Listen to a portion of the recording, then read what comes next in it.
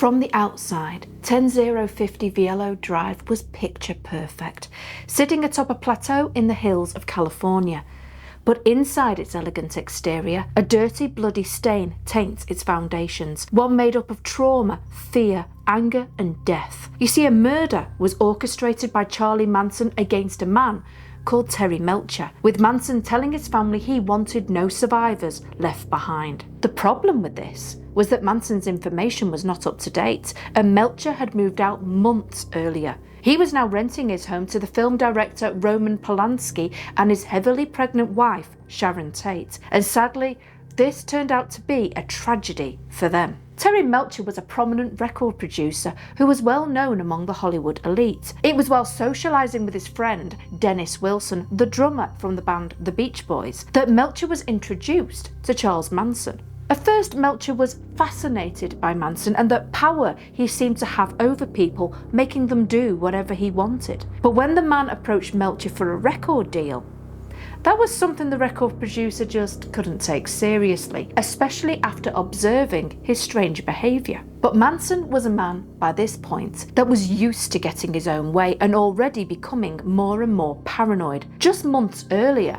the Manson family had committed a string of crimes, leaving Charlie on edge. With his new fury over Melcher, he decided to send 4 of his faithful followers to 10050 Cielo Drive to seek out and slaughter those inside. Charles Tex Watson, Susan Atkins, Patricia Krenwinkel and Linda Kasabian crept up to the property just after midnight on August 8th, 1969. Sadly, it was while getting themselves into position that they ran into 18-year-old Stephen Parent, who had been visiting his friend Will Garretson, the caretaker of the estate that lived in the guest house. Not wanting to leave any witnesses, Watson shot Parent dead before he, Atkins and Krenwinkel made for the main house. Kasabian was left at the gate to keep a lookout for any more problems. Now, inside the home, a small gathering was taking place, held by the 8.5 months pregnant up-and-coming actress Sharon Tate. Her guests included celebrity hairstylist Jay Sebring, Abigail Folger, a coffee heiress, as well as her boyfriend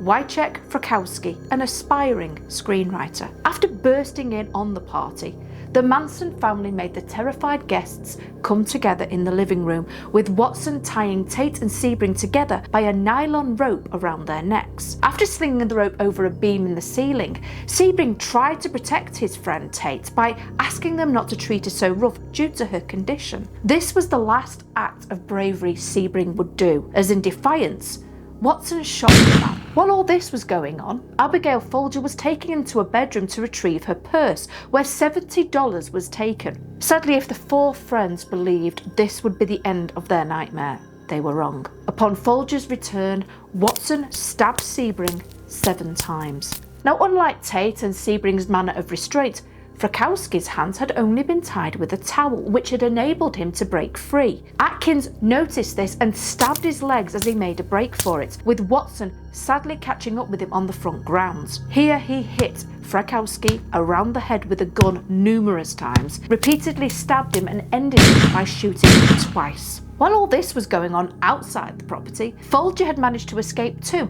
running as fast as she could out of her bedroom door to the pool area. Krenwinkel was hot on her heels though and managed to catch up with her on the front lawn. With the help of Watson, Folger was stabbed 28 times. Surprisingly, Frykowski was still alive and he started to move again, which infuriated Watson. By the time Frykowski was officially dead, the poor man had 51 stab wounds, as well as 13 strikes to his head. That left only one survivor, Sharon Tate, who after seeing what had happened to her friends began pleading for the life of her unborn child, even asking that they let her give birth or that they use her as a hostage. But by this point, Atkins and Watson had had enough.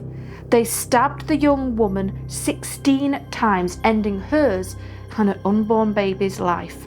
The coroner said that Tate was still alive when she was hung with the nylon rope, but her cause of death was a massive hemorrhage. Sebring was already dead when his body was hung up. The last instruction that Manson had given his family was to leave something witchy at the scene. So in Tate's blood, they smeared the word pig on the front door, leaving a sight of pure horror behind for the housekeeper, Winifred Chapman, to find. Life magazine was allowed to take note of the home and had this to say. In front of the beige velvet couch were the two major smears of blood. The one where hairstylist Jay Sebring fell next to the crumpled zebra rug, the other where Sharon Tate, stabbed a dozen times, slashed so brutally that murder became atrocity, collapsed and died in a jumble of oddities: a yellow candle stub, a teach-yourself Japanese instruction kit, a mauve bedroom slipper, a book on natural childbirth. Over the years, the property was rented out to many people, one of those being Trent Reznor of the band 9 Inch Nails. While renting the property in 1992, Reznor would often come home to bouquets and shrines on the grounds, but this made him question, were they for the victims or Manson? It didn't help that by now the property still looked beautiful, but the traumas of the past had left a dark stain on the property that even Reznor couldn't ignore. But while an eeriness lay around the home, which many could write off as the grisly murders playing on the imagination, the home was torn down in 1994. Villa Bella now stands where the old property stood, with the address even being changed to 10066 Cielo Drive, in an attempt to strip away the horrors of years gone by. Many who believe in the paranormal, though, will tell you energy cannot be destroyed, and with the disruption of the home being torn down and new homes being built, it seems the unrest has awoken the spirits. You see, not only did you get the construction of Villa Bella, but just 150 feet away, another home was being built by David Oman. Even while construction was taking place, the workers would complain about hearing voices when nobody was around, and the sound of heavy footsteps walking in empty rooms. On really warm days, the builders would get hit with a cold blast of air that set the hairs on edge, which all added to the really bad vibe the grounds were giving off. Shrugging the comments off, a man moved into his new home and decided to throw a housewarming party for about 50 guests. But while still preparing things, Oman heard a knocking from the front door. This loud knocking got more and more persistent, as if someone might have been in trouble. Well, it was too early for his guests to arrive, so Oman opened the door only to discover no one was there, and the street was empty with not a car or person in sight. While the party was taking place, one of the guests, called Lauren Reckel, walked into the kitchen to get more wine, only to see someone walking quickly by the window. But how? The hillside mansion was set 10 meters off the ground, so did the person float by? Or was it an energy acting out a memory? Was it one of the killers? The kitchen was not the place to hang out at this party, as when no one was around, a wine glass was hurled across the room, shattering all over the floor. But this seems to have been an introduction to the entities still haunting the ground. In 2004, Oman spoke about the property and some of his experiences. He told LA Weekly that he was awakened one evening by a full-body apparition standing at the bottom of his bed and creepily pointing towards the driveway that leads to the murder site. Oman said the eerie figure made no sound. He gestured 3 times and then just disappeared. At first, Oman tried to write the experience off as a bad dream, until he saw a photograph of Jay Sebring and he got the shock of his life. That was the man he had seen. And Sebring has not been shy about being noticed since, as one evening Lisa Rigsby, a friend of Oman's, woke up after hearing someone enter the bedroom and move to the side of the bed where she lay.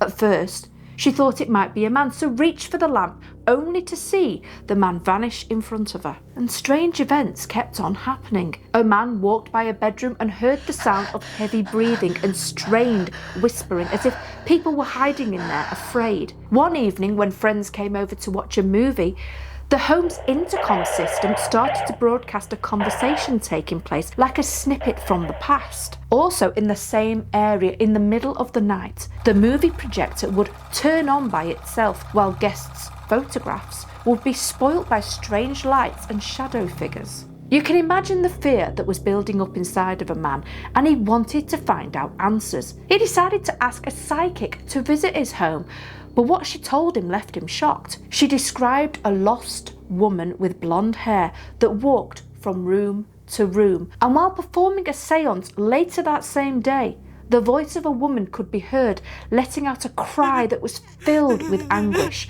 followed by silence. If that experience was not terrible enough, more paranormal investigators and psychics were allowed inside the house. Instead of finding peace and closure, the ghost of a bleeding pregnant lady was seen walking down the street towards a man's house. After describing this vision, the psychic fainted. But why was the Tate party haunting his home? Sure, it was built close to where the murders took place, but not on the exact spot, right? A man became so desperate that he even asked for help from the LAPD, inquiring as to whether the murder weapons or any blood evidence had been on his property, but came back with nothing. But then an idea popped up in a man's head.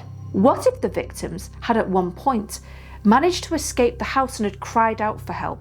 Is that what was happening? The ghosts were still trying to find help, reliving their anguished final moments. Even though the paranormal activity still occurs, a man claims he's gotten used to it, stating, "I always felt like I wasn't alone here, but I'm not afraid. I know life is more than just what we see. Besides, I'm way more scared of the living than the dead," which, to be honest, seems like a pretty good way of looking at things. Hopefully the entities from the tragic evening can find peace at some point, as no one deserves to keep reliving that horrific night over and over again. Until next time, dissectors, stay safe out there.